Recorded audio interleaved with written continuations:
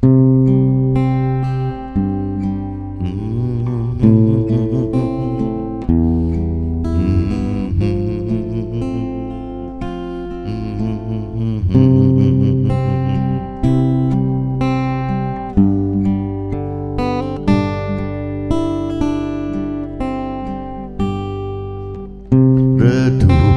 terasa gelap hidupku di masa lalu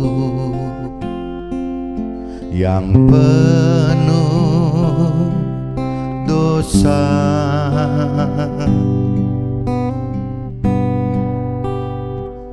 Sejuk terasa damaikan indahnya hidupku ini bila aku dekatmu.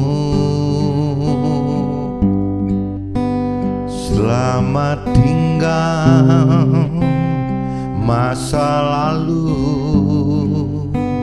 selamat datang masa depan. Berikan aku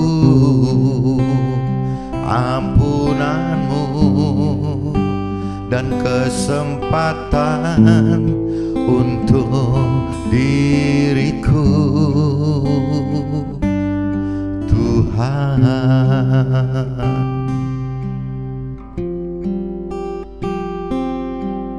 Redup terasa gelap hidupku di masa lalu yang penuh dosa. Sejuk terasa damaikan indahnya hidupku ini bila aku dekatmu.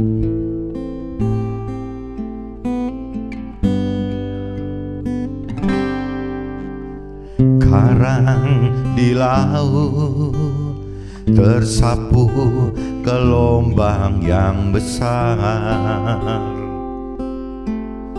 Badai kan berlalu,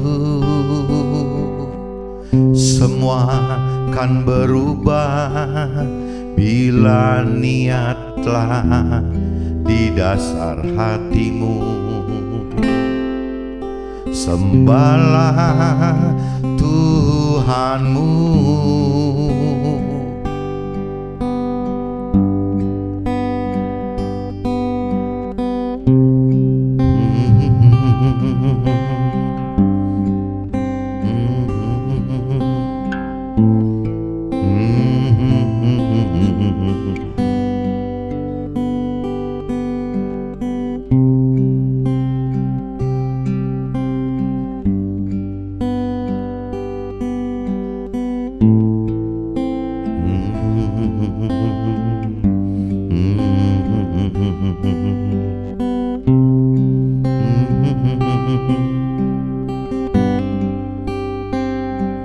Selamat tinggal masa lalu,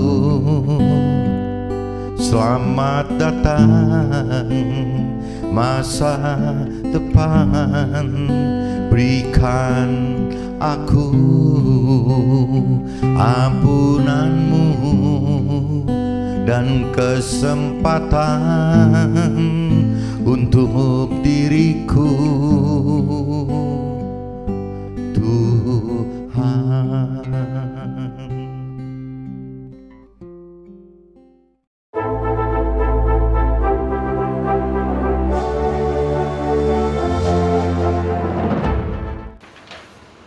Jumpa kembali di MTT Journey Inspiration of Life. Pagi ini saya mau coba sharingkan teman-teman dengan temanya sukses duniawi dan selamat akhirat ditanggung dengan melakukan firman dan hidupkan roh Tuhan gitu.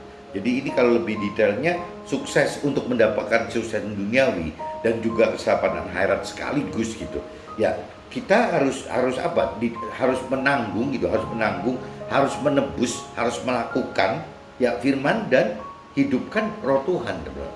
Kalau kita tidak menanggung atau menebus dengan melakukan firman Tuhan dan tidak menghidupkan roh Tuhan, rasanya terlalu sulit, teman-teman, untuk mendapatkan dua-duanya, sukses duniawi dan selamat akhirat. Tapi kalau bicara dari sisi versi duniawi, pasti yang namanya kesuksesan duniawi itu mau di depan teman-teman.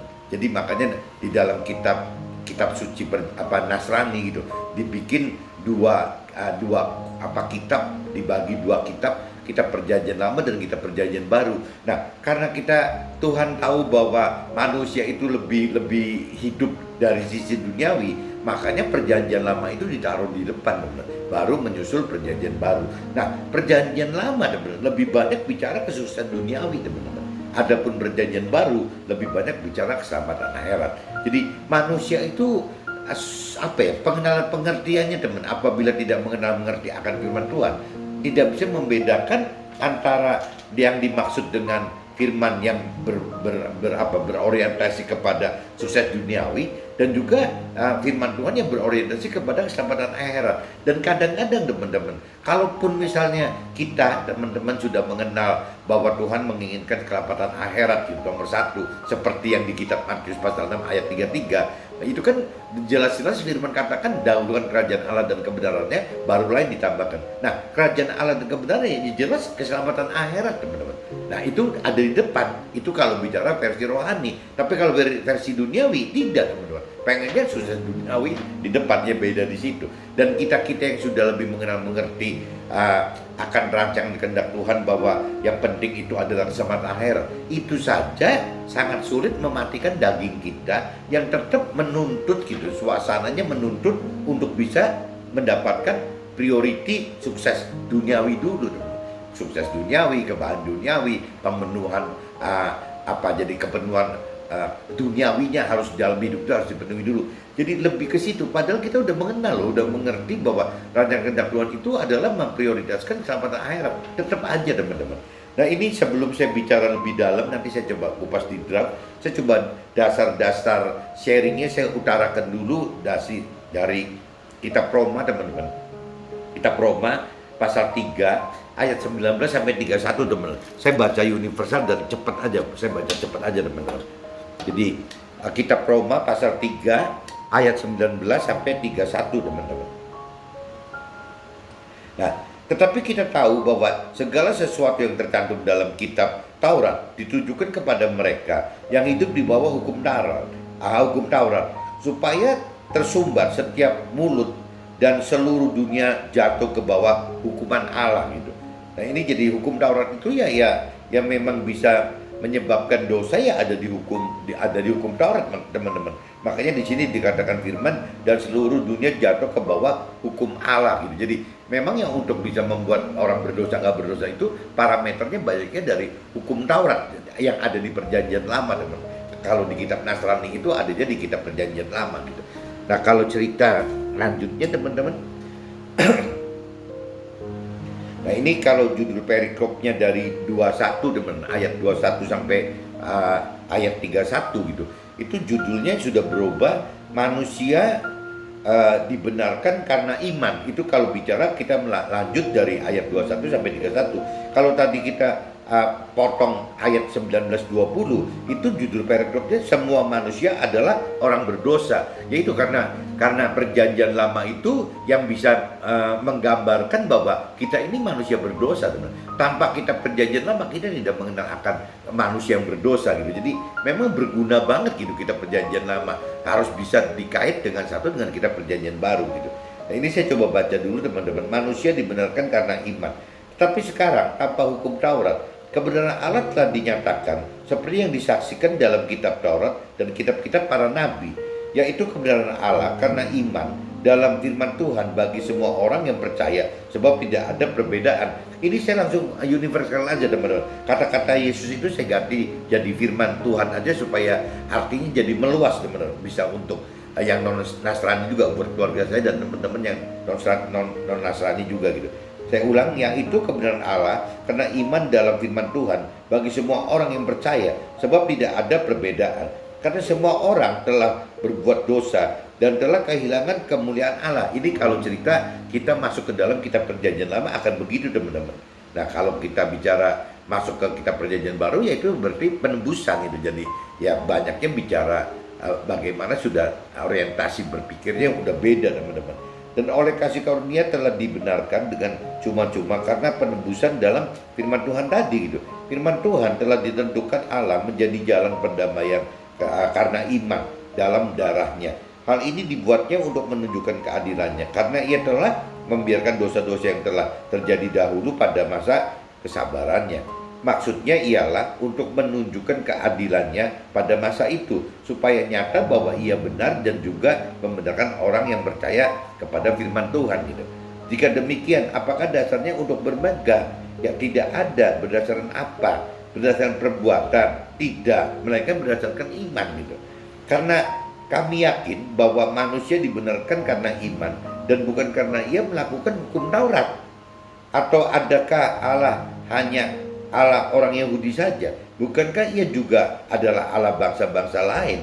Ya benar, ia juga adalah Allah bangsa-bangsa lain. Jadi ya firman Tuhan juga, firman Tuhan di kitab suci Alkitab teman-teman, di kitab sucinya orang Nasrani itu dinyatakan benar kok teman, bahwa Tuhan Allah itu bukan cuma untuk orang Nasrani gitu. Ya kitab di dalam Alkitab Nasrani itu dinyatakan bahwa Tuhan Allah itu untuk semua teman-teman, bukan hanya untuk Nasrani gitu. Jadi untuk semua. Nah ini harus harus orang-orang Nasrani tahu, dan juga teman-teman Nasrani juga tahu gitu, bahwa Tuhan Allah itu di dalam Alkitab, di dalam kitab suci Nasrani itu bukan hanya melulu untuk Nasrani saja, tapi juga untuk yang non Nasrani gitu. Ya seperti keluarga dan teman-teman saya yang di Muslim, atau keluarga dan teman-teman saya yang di agama-agama lain yang bukan Muslim dan bukan Nasrani gitu. Itu untuk semua, Tuhan Allah itu untuk semua gitu.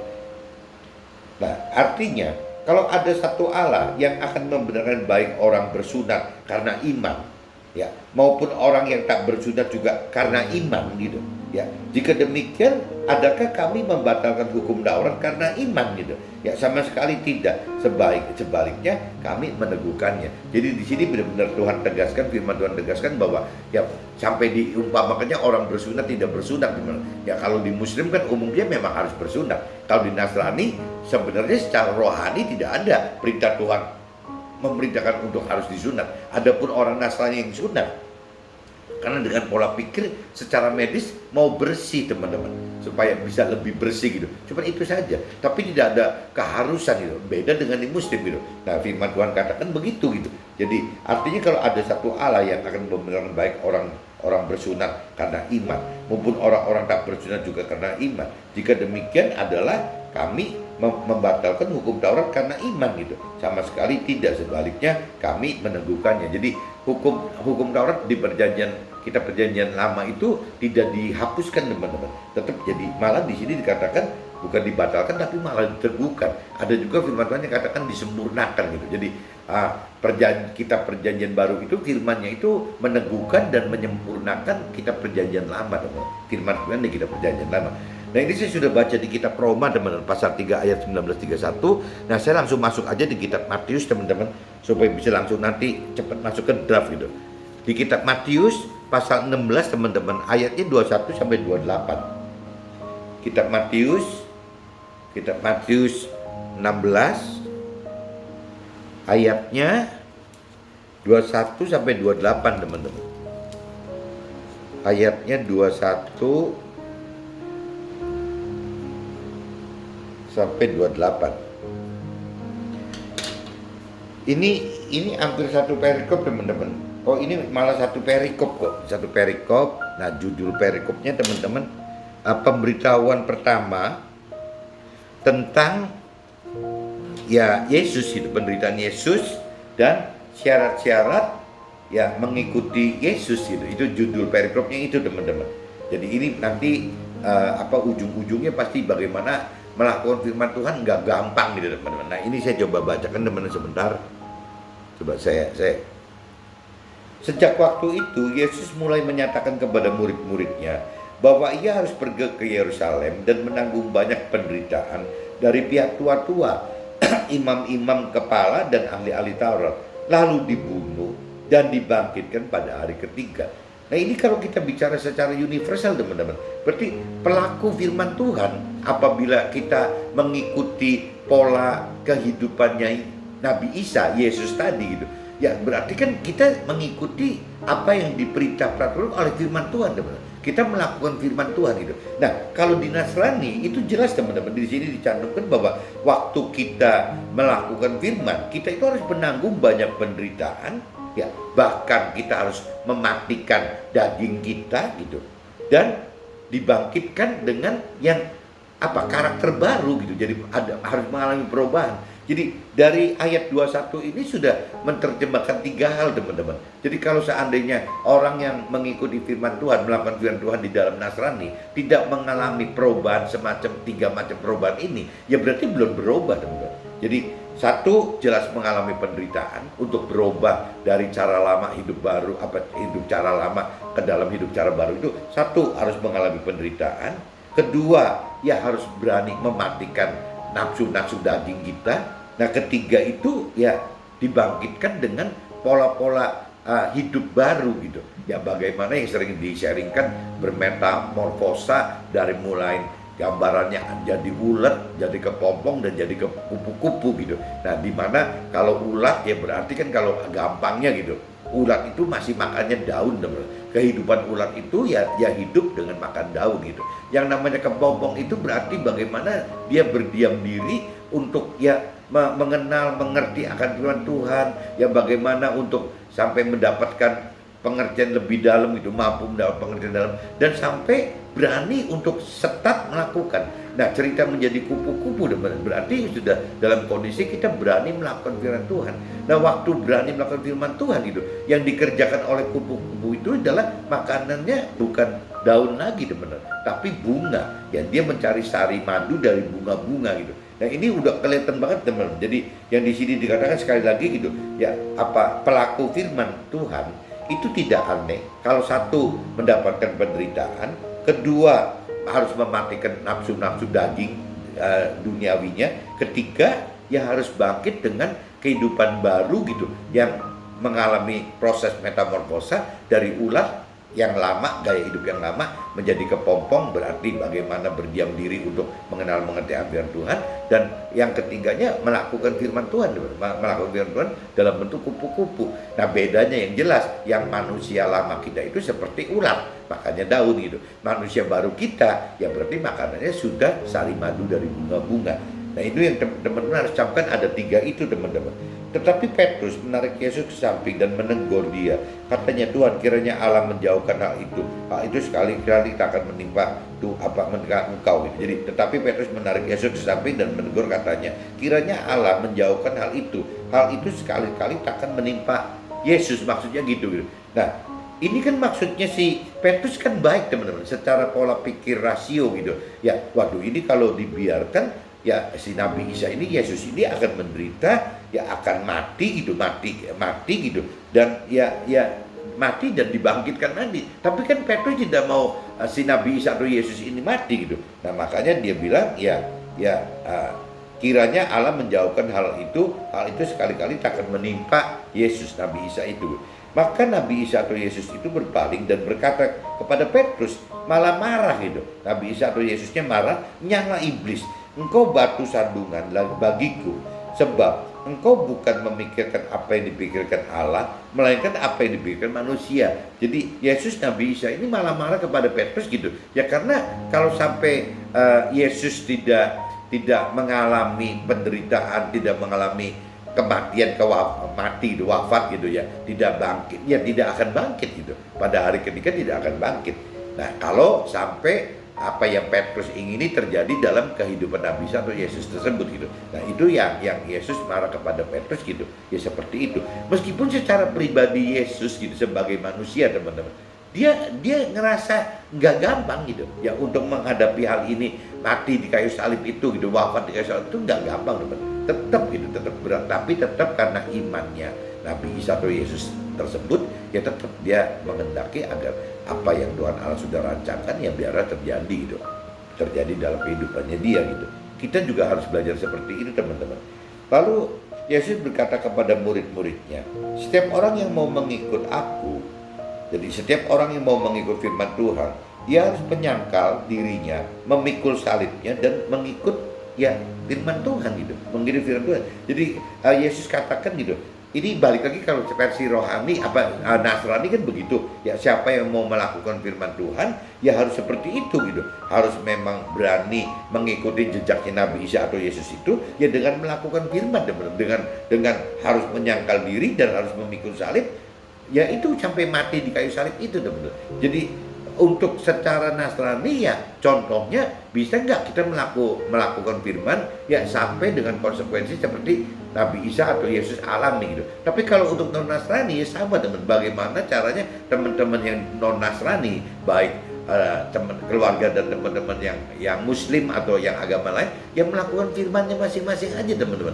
Ya bagaimana ya kita kalau bagi Muslim gitu harus berani melakukan firman Tuhan yang seperti Al-Quran cantumkan ya, seperti contohnya Nabi Muhammad gitu, gampangnya gitu. Nah untuk yang Konfusius gitu, yang Konghucu sama aja gitu, yang mungkin harus mengikuti firman Tuhan yang ada di Konfusius itu, di Konghucu itu ya, dan mengikuti seperti yang Nabi Konghucu lakukan. Begitupun dengan agama lain teman-teman. Jadi itu parameternya perantara kita kepada Tuhan Allah kan ada nabi-nabi itu di masing-masing agama kita gitu. Ya kita harus ikutin itu, jadi ngikutin firman Tuhannya dan juga mengikuti cara-cara nabi gitu. Nabi yang kita percaya sebagai perantara kita terhadap Tuhan, Tuhan terhadap kita teman-teman. Jadi seperti itu. Karena barang siapa menyelamatkan nyawanya, ia akan kehilangan nyawanya. Terlebih barang siapa kehilangan nyawanya karena Tuhan gitu, ia akan memperolehnya. Apa gunanya seorang memperoleh seluruh dunia tetapi kehilangan nyawanya? Dan apakah yang dapat diberikannya sebagai ganti nyawanya gitu? Nah kalau di prinsip rohani begitu teman, karena sifatnya duniawi itu sementara gitu, 70, 80, 120 tahun ya, maksudnya Tuhan Allah ya ngapain sih kita belain itu gitu ya, cuman gara-gara kita belain hal duniawi malah kita tidak bisa melakukan firman gitu. Waktu kita tidak bisa melakukan firman Tuhan ya berarti konsekuensinya bisa masuk di akhirat, itu bisa masuk ke dalam neraka. Nah masuk neraka itu maksudnya ya kehilangan nyawa teman-teman. Tuhan cuma ingetin begitu saja gitu. Sebab anak manusia akan datang dalam kemuliaan Tuhan Allah diiringi malaikat-malaikatnya pada waktu ia akan membalas setiap orang menurut perbuatannya. Aku berkata kepadamu, sesungguhnya di antara orang hadir di sini ada yang tidak akan mati sebelum mereka melihat anak manusia datang sebagai raja dalam kerajaannya. Ini kalau ada firman lain katakan ini terjadi di ayat 3:28 ini terjadi kalau Tuhan Allah mendaki gitu. Kalau Tuhan Allah mendaki ya udah kita percaya saja gitu ya, bahwa ada saja orang tidak akan mati sebelum mereka melihat firman Tuhan itu menjadi kenyataan gitu ya seperti yang Tuhan rancang kehendaki itu teman-teman.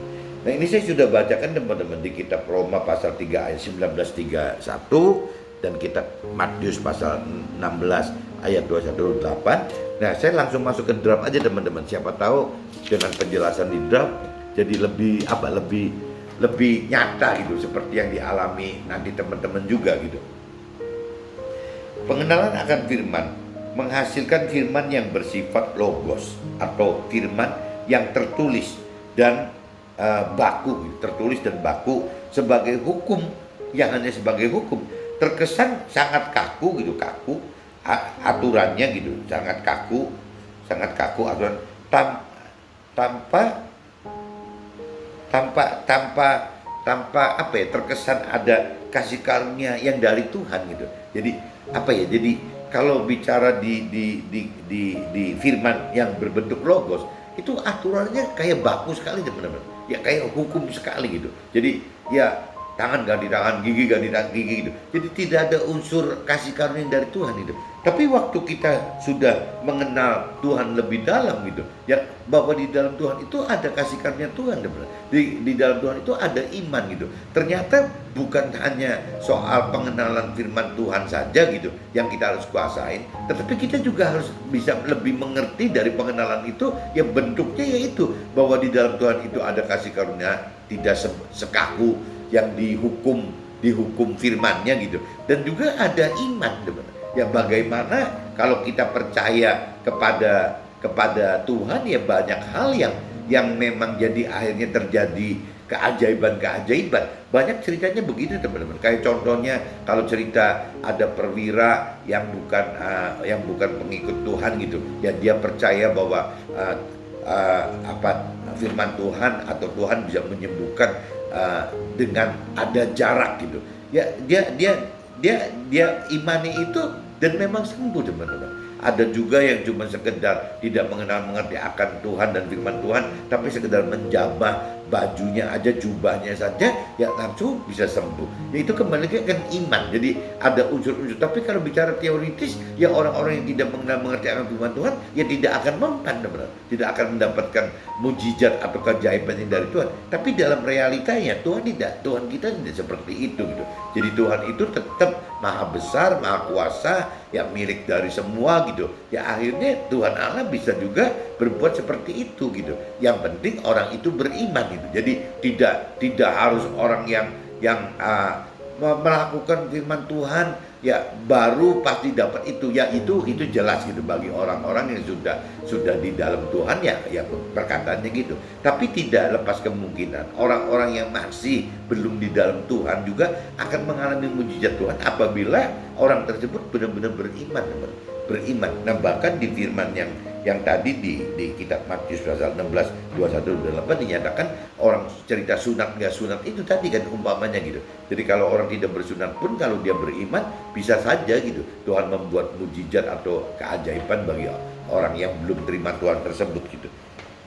Pengenalan butuh pengertian akan kasih karunia Tuhan dan iman percaya kita kepada Tuhan itu. Nah ini kalau kita bicara terlalu kaku, kadang-kadang firman Tuhan itu cuma bicara dijadikan logos, ya dijadikan hukum gitu. Tapi sebenarnya firman Tuhan itu bukan cuma logos, bukan hukum saja gitu. Ya bahwa di dalam firman Tuhan itu ada kebergantungan dengan pengertian kita akan kasih karunia dan juga soal iman percaya kita kepada Tuhan gitu. Ya akan perintah dan peraturan serta janji-janji Tuhan yang mana kita butuh pengenalan dan pengertian baik apa yang dituliskan dalam kitab perjanjian lama dan apa yang dituliskan dalam kitab perjanjian baru gitu sebagai peneguhan dan juga penyempurnaan akan rancangan dan kehendak Tuhan mencapai orientasi keselamatan akhirat. Jadi yang namanya perjanjian lama itu kan lebih, tadi saya udah utarakan bahwa itu kan sudah berorientasi lebih ke hal-hal sukses duniawi, kebahagiaan duniawi, pemenuhan hal-hal duniawi gitu. Isinya kurang lebih begitu gitu. Nah tapi kalau bicara di perjanjian baru teman-teman, ini pengertiannya sudah berubah gitu. Udah naik tingkat lagi bahwa sasaran yang pertama yang Tuhan rancang kehendak itu adalah bagaimana kita mendapatkan keselamatan akhirat gitu. Nah adapun priority target utama di perjanjian lama, sukses duniawi, kebahagiaan duniawi, pemenuhan barang-barang duniawi gitu. Itu malah kalau di kitab perjanjian baru itu ya itu hanya tambahan aja teman-teman. Bukan prioritas pertama gitu. Jadi prioritas pertama itu justru bagaimana mendapatkan keselamatan akhirat di surga bersama, hidup bersama dengan Tuhan Allah gitu. Itu yang target utamanya, orientasinya itu teman-teman, keselamatan akhirat. Tapi nanti istilah kalau sampai dibutuhkan tambahan ya soal kesuksesan duniawi, soal kebahagiaan duniawi, ya soal apalagi misalnya hal-hal yang duniawi, Tuhan tahu itu gitu. Tapi Tuhan yang tambahkan. Itu firman di perjanjian baru itu kataan begitu teman-teman. Makanya di kitab Matius pasal 6 ayat 33 itu menghendaki carilah dahulu kerajaan Allah, maksudnya pribadi Tuhannya dan kebenarannya adalah firman-Nya gitu. Nah kalau kita sudah berkan pribadi Tuhan dan kebenarannya, firman-Nya gitu, ya rasanya yaitu segala macam bukan tidak boleh saja sebatas memang perlu. Boleh nggak sukses duniawi? Ya boleh gitu, selama itu diperlukan. Boleh nggak mendapat bahagia duniawi? Ya boleh gitu, selama itu diperlukan. Boleh nggak kita mendapatkan barang-barang secara dunia? Ya boleh saja, selama itu diperlukan. Nah, tapi kalau orang dunia kadang-kadang tidak, parameternya bukan diperlukan teman-teman, diinginkan gitu. Jadi akhirnya timbulnya rakus teman-teman. Rakus akhirnya apa aja mau, sampai lupa bahwa ada perintah peraturan Tuhan bahwa hidup di dunia ini adalah fana dan sementara sekali dan hanya sekejap dalam ukuran waktu 70, 80 atau 120 tahun gitu. Nah, Tuhan, firman Tuhan selalu ingatkan bahwa kita akan menghadapi hal-hal yang lebih bersifat kekal gitu nanti di alam akhirat itu. Nah, kekal itu kan tidak bisa diperbandingkan dengan fana dan sementara gitu. Nggak bisa 1/10 atau 1/100 atau 1/1000. Ya memang nggak bisa dibandingin. Kekal itu ya selamanya. Nah, yang Tuhan inginkan itu yang kita mendapatkan selamat akhirat selamanya ya di dalam surga bersama Tuhan. Itu target utama Tuhan gitu. Tapi tidak lepas kemungkinan firman Matius pasal 6 ayat 33 ini mengatakan kalau memang diperlukan, kenapa Tuhan tidak bisa membuat kita sukses duniawi? Ya bisa-bisa saja gitu, asal memang dasarnya keperluan gitu.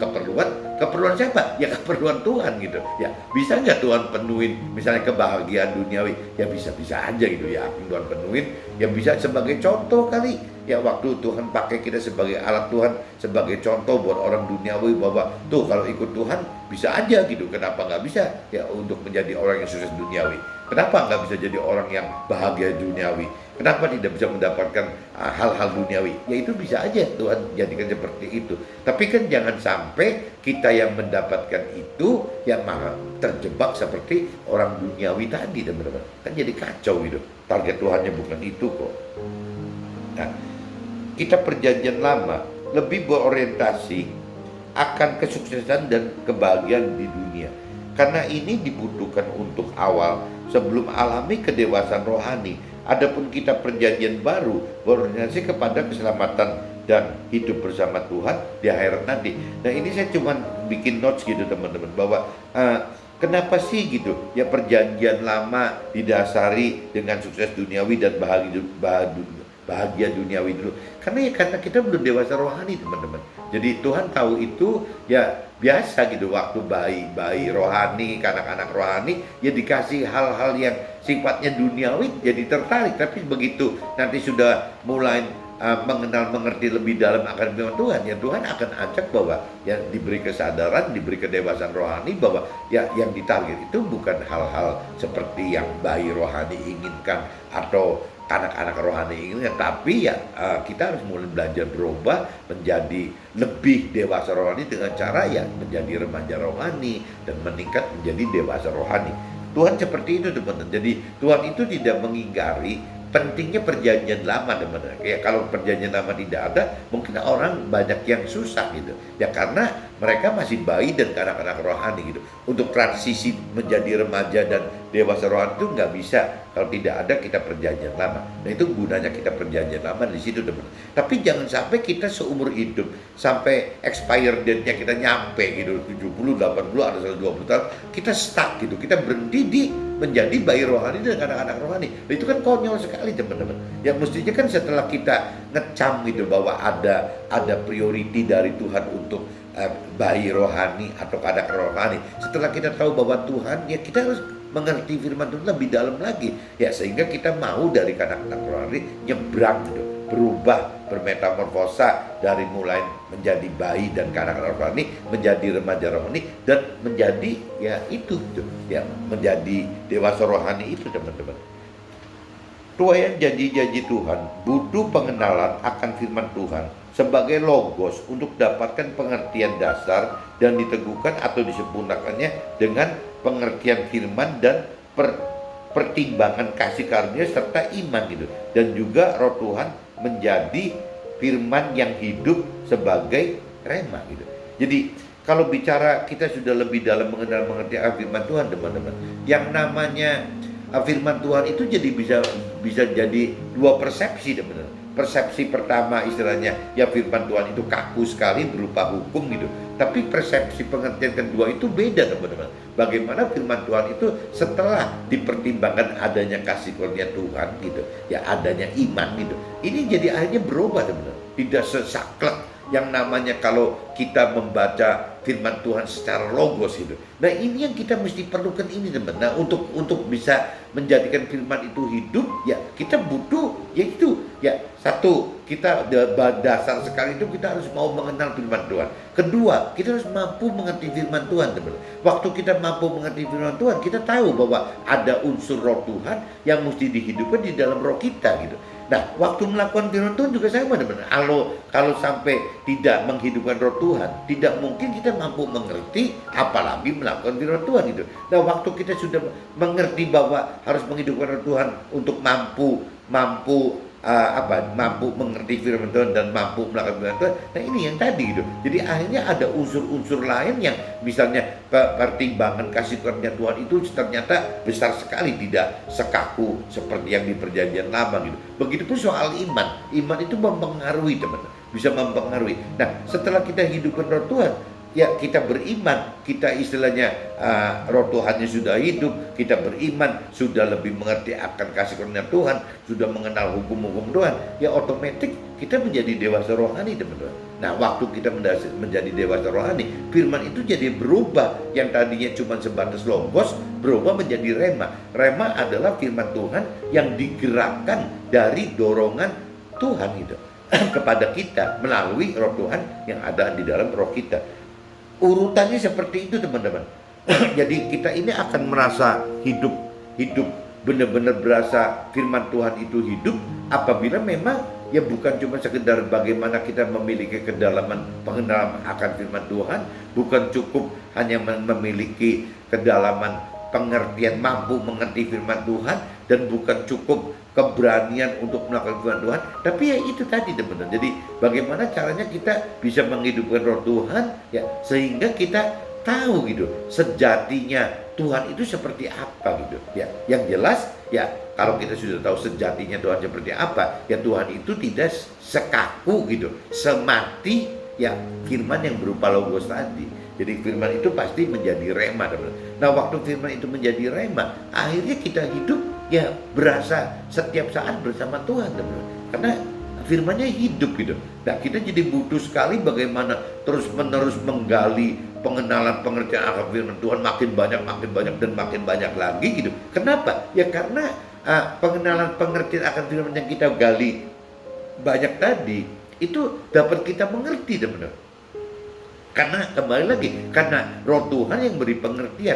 Jadi akhirnya apapun juga yang terjadi di dunia ini, dari mulai kita lahir sampai kita meninggal, sebenarnya dalam firman Tuhan gitu, dalam kitab suci kita sudah ada semua teman-teman. Sudah ada semua kok, dari mulai kita lahir sampai akhirnya kita meninggal dunia gitu. Dalam firman itu ada semua. Nah, cuman kita kalau belum bisa menghidupkan roh Tuhan gitu, ya kita tidak mengerti teman-teman. Tidak mengerti bahwa firman Tuhan itu adalah buku peta perjalanan hidup, kebenaran hidup kita gitu. Sebenarnya itu.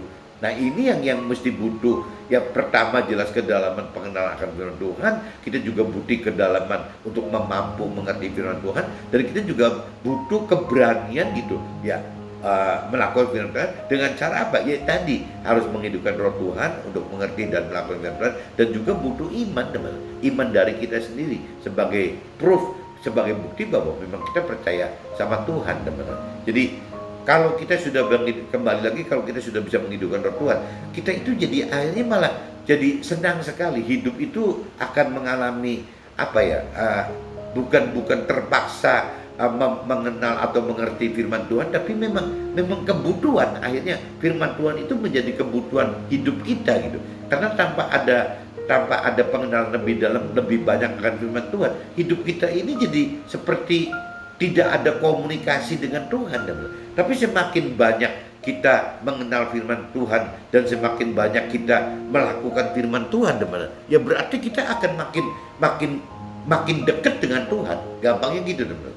Jadi hari ke hari itu apabila kita terus menggali firman Tuhan yang baru gitu ya, dan kita berani melakukan firman Tuhan karena ada firman Tuhan, itu akan menjadi satu pengalaman hidup teman-teman, pengalaman hidup rohani kita gitu. Dan itu jauh lebih yang disebut kalau firman yang terdahulu ada mengatakan bagaimana kita mendapatkan kepuasan yang sempurna gitu, bagaimana kita mendapatkan kebahagiaan yang sempurna. Ya ini seperti ini teman-teman. Ya kita akan merasakan bahwa waktu kita mengenal firman yang baru, ya kita berani melakukan firman Tuhan karena ada pengertian dan roh Tuhan yang mendorong kita berani melakukan firman Tuhan gitu. Nah akhirnya dari situ timbul satu hal yang tidak pernah teman-teman lain alami gitu ya, kalau tidak berjalan bersama Tuhan. Ada satu hal yang secara mungkin duniawi, secara keluarga besar kita, keluarga kecil kita, keluarga kita, pasangan kita, anak-anak kita atau orang tua kita atau mertua kita gitu, bisa katakan itu konyol. Tapi secara pribadi kita yang melakukan firman itu karena melakukan bersama roh Tuhan gitu, ya itu ada satu yang kembali lagi kepuasan dan kebahagiaan yang sempurna gitu, yang tidak bisa dijelaskan dengan kata-kata oleh dan ditangkap oleh orang dunia ini, teman. Yang bisa merasakan itu ya kita sendiri gitu, kita sendiri yang merasakan bahwa kok ada kepuasan ya. Padahal kalau bicara waktu yang tadi firman katakan, waktu kita melakukan firman Tuhan itu kadang-kadang kita harus menghadapi penderitaan, kita harus mematikan unsur daging kita gitu, dan kita harus berani bangkit, dalam arti kata berubah pola pikir dan cara pikir gitu ya, dari kebiasaan lama kita menjadi yang baru gitu. Nah itu kok ada kebahagiaan gitu, bahwa yang namanya kalau kupu-kupu tidak makan daun itu, si kupu-kupunya seneng banget teman-teman. Jadi kalaupun misalnya kupu-kupu tahu bahwa dulu saya makannya waktu jadi ulet makan daun gitu, nah si kupu-kupu ini bukan sudah tidak makan daun itu karena apa? Karena mau gitu, tergoda untuk makan daun. Tapi dalam pengertian kupu-kupu memang sudah kupu-kupu ya tidak bisa makan daun lagi gitu. Yang nggak suka, tidak mau makan daun itu, yang tidak pantas gitu untuk makan daun itu, dan nggak level bahwa masa kupu-kupu makan daun seperti ulat gitu. Nah pengertian seperti itu teman-teman, pengertian seperti ini mungkin bagi orang dunia ya bodoh banget ya, kok kupu-kupu jadi nggak doyan daun gitu kan gitu. Ada pengertian seperti itu gitu. Nah ini yang jadi akhirnya berubah teman-teman. Contoh misalnya yang paling nyata teman-teman, kalau bicara guyon laki-laki yang usil gitu ya, laki-laki usil tapi sudah benar gitu, itu akan berbeda teman. Bagaimana waktu umur menua itu melihat istri gitu, melihat istri itu bukan dari sisi waduh istri gua udah tua nih, udah gini, mestinya ganti istri muda, daun muda gitu. Soalnya gitu, mau makan si kupu-kupunya mau makan daun muda. Tapi di pengertian kita yang tadi dikatakan ada hal yang kepuasan yang sempurna, kebahagiaan sempurna, kita malah bisa berpola pikir bukan kita ribut ke istri kita itu diperbandingkan dengan si daun muda gitu, bukan begitu ya. Kitanya malah bisa merasa kasihan kepada istri kita gitu ya, kasihan ke istri kita karena begitu sekian puluh tahun nemenin kita orang, meskipun galak, meskipun judes, meskipun nggak keruan gitu, tapi tetap setia gitu menemani kita. Dua, ya sebagai ibunya anak-anak kita kan gitu, itu kan tidak bisa dipungkiri teman-teman. Ya ketiga, ternyata jangan-jangan dia yang paling setia gitu, sekian puluh tahun itu paling setia, meskipun tidak istilahnya yang the best gitu, tapi tetap. Nah pola-pola itu berubah teman, pola-pola pikir yang tadinya kalau duniawi itu kesel dengan istri itu, berpikirnya langsung cari daun muda saja, cari yang lebih cakep, yang lebih muda, yang lebih segala macam gitu.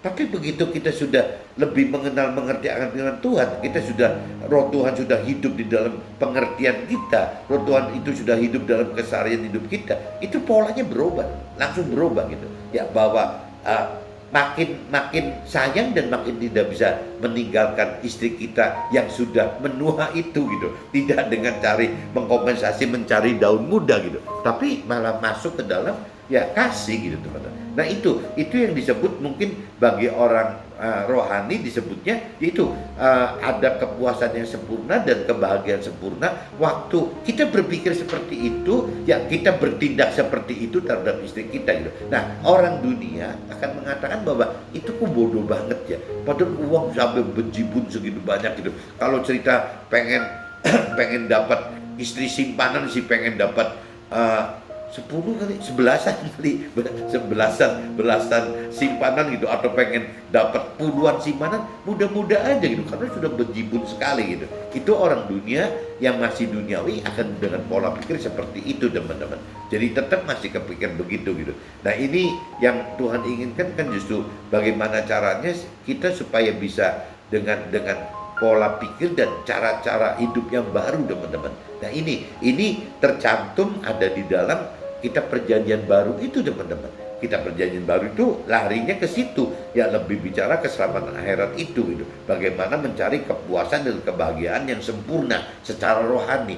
Tapi kalau bicara Perjanjian Lama tidak, teman. Bagaimana mencari kesusahan duniawi, mencari kebahagiaan duniawi, mencari hal-hal yang duniawi ya di dunia ini gitu, teman. Yang dicari seperti itu gitu. Nah, ini bedanya akan semakin kita dewasa rohani akan semakin nyata, teman, akan semakin nyata.